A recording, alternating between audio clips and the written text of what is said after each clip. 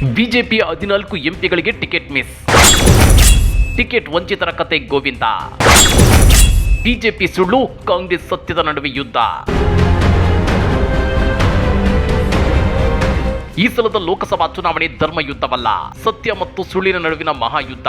ಕಾಂಗ್ರೆಸ್ ನುಡಿದಂತೆ ನಡೆಯುತ್ತಿದ್ರೆ ಬಿಜೆಪಿ ಸುಳ್ಳುಗಳ ಮೇಲೆ ಸುಳ್ಳುಗಳನ್ನ ಹೇಳ್ತಾ ಜನರ ಭಾವನೆಗಳ ಜೊತೆ ಚೆಲ್ಲಾಟ ಆಡ್ತಾ ಇದೆ. ಹೀಗಂತ ರಾಜ್ಯ ಕಾಂಗ್ರೆಸ್ ನಾಯಕರು ಗಂಭೀರ ಆರೋಪ ಮಾಡಿದ್ದಾರೆ. ಈ ನಡುವೆ ರಾಜ್ಯ ಬಿಜೆಪಿಯ 14 ಹಾಲಿ ಎಂಪಿಗಳಿಗೆ ಟಿಕೆಟ್ ಮಿಸ್ ಆಗಿರೋದೇಕೆ ಅನ್ನೋ ಪ್ರಶ್ನೆಗಳು ಮುನ್ನೆಲೆಗೆ ಬಂದಿವೆ.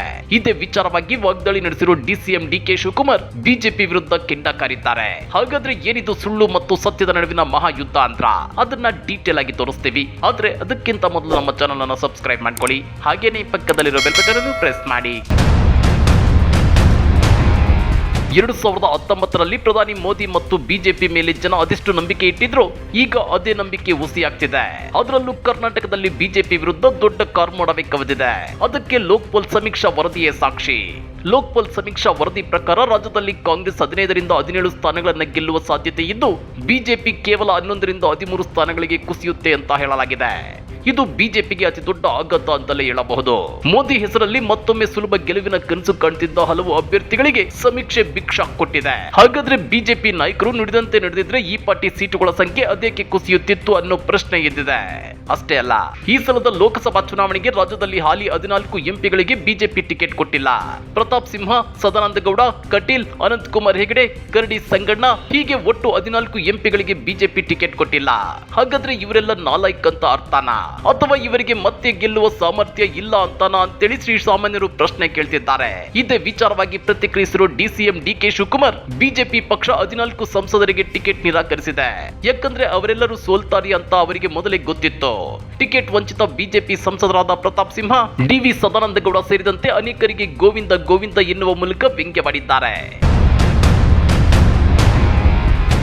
ಹೌದು ವೀಕ್ಷಕರೇ, ಹುಣಸೂರು ಹಾಗೂ ಪಿರಿಯಾಪಟ್ಟಣದಲ್ಲಿ ಕಾಂಗ್ರೆಸ್ ಅಭ್ಯರ್ಥಿ ಎಂ ಲಕ್ಷ್ಮಣ್ ಅವರ ಪರ ಪ್ರಚಾರದ ವೇಳೆ ಡಿಸಿಎಂ ಡಿಕೆ ಶಿವಕುಮಾರ್ ಮಾತನಾಡಿದ್ದಾರೆ.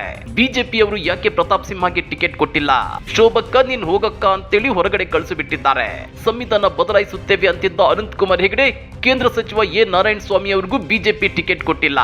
ಈಶ್ವರಪ್ಪನವರನ್ನು ಆ ದೇವರೇ ಕಾಪಾಡಬೇಕು ಅಂತ ಹೇಳಿದ್ದಾರೆ. ಅಷ್ಟೇ ಅಲ್ಲ, ಈ ಚುನಾವಣೆ ಸತ್ಯ ಹಾಗೂ ಸುಳ್ಳಿನ ನಡುವಿನ ಸಮರ. ಕೆಲವರು ಈ ಚುನಾವಣೆಯನ್ನ ಧರ್ಮ ಯುದ್ಧ ಎಂದು ಹೇಳುತ್ತಿದ್ದಾರೆ. ಆದ್ರೆ ಇದು ಧರ್ಮ ಯುದ್ಧವೇ ಅಲ್ಲ. ನಾವು ಕೊಟ್ಟ ಮಾತಿನಂತೆ ನಡೆದುಕೊಂಡಿದ್ದೇವಾ ಇಲ್ವಾ ಅನ್ನೋ ತೀರ್ಮಾನ ಮಾಡುವ ಚುನಾವಣೆ.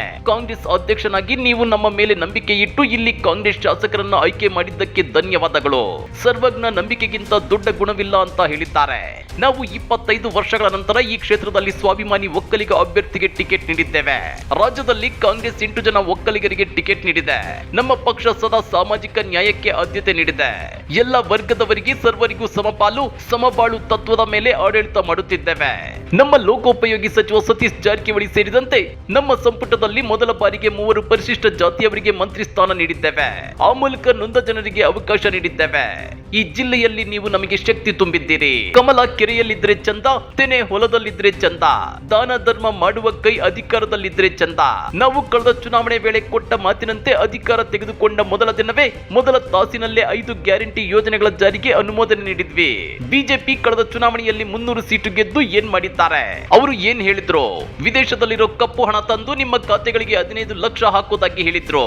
ಹಾಕಿದ್ರ? ಇಲ್ಲ. ರೈತರ ಆದಾಯವನ್ನ ಡಬಲ್ ಮಾಡುತ್ತೇವೆ ಎಂದಿದ್ದಾರೆ. ಈ ಭಾಗದ ರೈತರ ಆದಾಯ ಡಬಲ್ ಆಯ್ತಾ? ಇಲ್ಲ. ವರ್ಷಕ್ಕೆ 2 ಕೋಟಿ ಉದ್ಯೋಗ ನೀಡುತ್ತೇವೆ ಎಂದಿದ್ರು. ಉದ್ಯೋಗ ಕೊಟ್ರೆ? ಇಲ್ಲ. ಉದ್ಯೋಗ ಕೇಳಿದ್ರೆ ಯುವಕರಿಗೆ ಪಕೋಡ ಮಾರಿ ಎಂದ್ರು. ನಾವು ತಿಂಗಳಿಗೆ 200 ಯೂನಿಟ್ ವಿದ್ಯುತ್, ಬಡ ಕುಟುಂಬದ ಮಹಿಳೆಯರಿಗೆ ಪ್ರತಿ ತಿಂಗಳು 2,000 ರೂಪಾಯಿ, ಅನ್ನಭಾಗ್ಯ ಯೋಜನೆ, ಶಕ್ತಿ ಯೋಜನೆಯಲ್ಲಿ ಮಹಿಳೆಯರಿಗೆ ಉಚಿತ ಬಸ್ ಪ್ರಯಾಣ, ನಿರುದ್ಯೋಗಿ ಯುವಕರಿಗೆ ನಿರುದ್ಯೋಗ ಭತ್ಯೆ ನೀಡುತ್ತಿದ್ದೇವೆ. ಇದು ಸತ್ಯ ಅಲ್ಲವೇ ಅಂತೇಳಿ ಡಿಕೆ ಶಿವಕುಮಾರ್ ಪ್ರಶ್ನೆ ಮಾಡಿದ್ದಾರೆ. ಹೀಗಾಗಿ ಇದು ಸತ್ಯ ಹಾಗೂ ಸುಳ್ಳಿನ ನಡುವಿನ ಸಮರವಾಗಿದೆ. ನೀವು ಸತ್ಯಕ್ಕೆ ಮತ ನೀಡುತ್ತೀರೋ, ಸುಳ್ಳಿಗೆ ಮತ ನೀಡುತ್ತೀರೋ? ಜೆಡಿಎಸ್ ಕಾರ್ಯಕರ್ತರು ಈಗ ಅತಂತ್ರರಾಗಿದ್ದಾರೆ. ದೇವೇಗೌಡರ ಅಳಿಯನೇ ಬಿಜೆಪಿಯಿಂದ ಸ್ಪರ್ಧೆ ಮಾಡುತ್ತಿರುವಾಗ ಪಕ್ಷದ ಕಾರ್ಯಕರ್ತರು ಯಾಕೆ ಆ ಪಕ್ಷದಲ್ಲಿರಬೇಕು? ನಿಮ್ಮ ರಕ್ಷಣೆಗೆ ನಾವಿದ್ದೇವೆ. ನೀವು ಅವಕಾಶವಾದಿಗಳ ವಿರುದ್ಧ ಹೋರಾಟ ಮಾಡಿ ಅಂತೇಳಿ ಡಿಕೆ ಶಿವಕುಮಾರ್ ಕರೆ ಕೊಟ್ಟಿದ್ದಾರೆ. ಹಾಗಾದ್ರೆ ಕರ್ನಾಟಕದಲ್ಲಿ ಬಿಜೆಪಿ ವಿರೋಧಿ ಅಲೆ ಎದ್ದಿದ್ಯಾ? ಪ್ರಧಾನಿ ಮೋದಿ ಬಂದು ಪ್ರಚಾರ ಮಾಡಿದ್ರು ಈ ಸಲ ಬಿಜೆಪಿ 10 ಸೀಟುಗಳ ಗಡಿ ದಾಟಲ್ವಾ? ಲೋಕ್ಪಾಲ್ ಸಮೀಕ್ಷಾ ವರದಿಯ ಬಗ್ಗೆ ನೀವೇನಂತೀರಾ? ಕಮೆಂಟ್ ಮಾಡಿ, ವಿಡಿಯೋ ಲೈಕ್ ಮಾಡಿ, ಶೇರ್ ಮಾಡಿ. ಇಂಥ ಮತ್ತಷ್ಟು ರೋಚಕ ರಾಜಕೀಯ ಸುದ್ದಿಗಳನ್ನ ಮಿಸ್ ಮಾಡದೆ ನೋಡಬೇಕು ಅಂದ್ರೆ ನಮ್ಮ ಯೂಟ್ಯೂಬ್ ಚಾನೆಲ್ ಅನ್ನ ಸಬ್ಸ್ಕ್ರೈಬ್ ಮಾಡ್ಕೊಳ್ಳಿ.